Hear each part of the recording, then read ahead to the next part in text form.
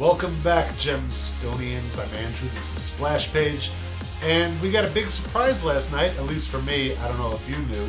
We got episodes 8 and 9 dropped. Season's over. It was a phenomenal way to end the season. I loved every second of it, as I have the entirety of this series. We're going to get this video rolling. We're going to start with episode 8 and then move into episode 9. This might be one video, might be two videos. I don't know yet. As we speak, we'll find out when we get there. But for now, let's get started with episode 8 of the Righteous Gemstones. We start off with the entire family reuniting at the hospital as everyone's getting checked up after being released from their kidnapping. Everyone's kind of hugging, making up with each other, and everyone's pretty much happy with each other. Obviously, they're all still furious at Peter, and they're all furious at Eli for not having paid the ransom. And Eli has no one on his side. Amy Lee is gone, obviously, has been for many years. And all of the kids, all three siblings and all of their significant others, kind of side with them that Eli should have just paid the ransom. Now, should he have paid the ransom? I honestly think not. Because what were they going to do with that ransom money? They were going to poison water and blow up buildings.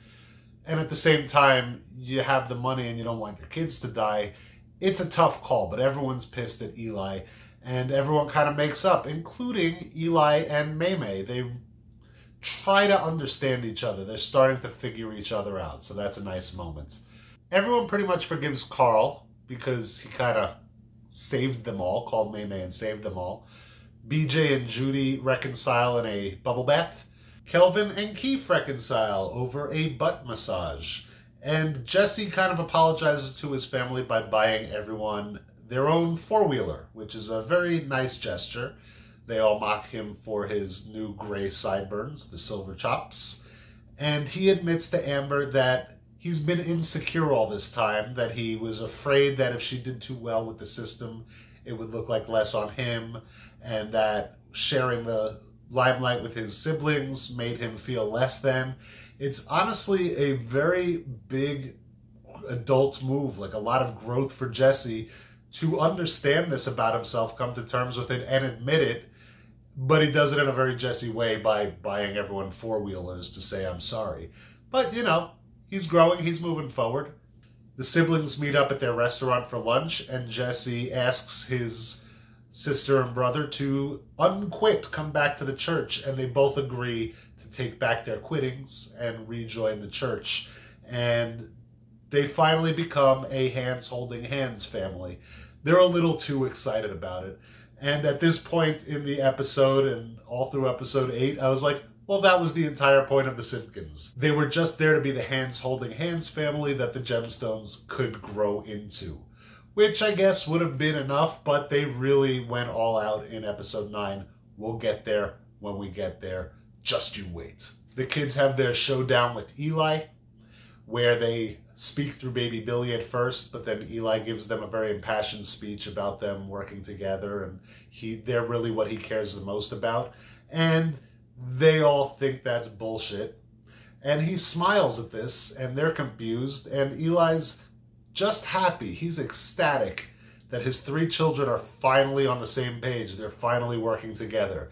The fact that they're doing it out of a hatred for him, that's okay with him, as long as they're working together, which honestly is kind of nice. And I like that he tells them that's the reason he's happy, because it makes it harder for them to stay mad at him to know that. I think it's a good move on his part to keep it secret, let them openly hate him while he's happy that they hate him. But they have come together to hate their father, and that's what brings this family together right now. That they really needed that kidnapping, all three of them, to grow as adults. And the Gemstones have their Saturday Night Fever walk down the hallway in the back of the church, getting ready to get on stage. Everyone's very excited. And Kelvin finally makes out with Keith right before they get on stage, which, finally, yes, it's happened. He quit the church, he got kidnapped, he grew as a person, and now he's come back as a, I was going to say well-rounded, but more rounded human being. Him and Keith finally admit their feelings for each other. Maybe not verbally, but physically. in front of his siblings. He kisses Keith, and then they get out on stage, and holy crap, everyone's so excited to see them there. And Kelvin and Judy are a little confused. Why are they even here? Jesse understands. They want to hear about the kidnapping, and they finally get to play the victim, which is all Jesse's ever wanted. We saw that at the beginning of the season with the Simpkins. Yeah, they're so lucky that their parents died in a plane crash. Well, now he gets to play the victim too, and everything's going really great. That was half the episode. We also have the Peter half of the episode, which, let's get to that now.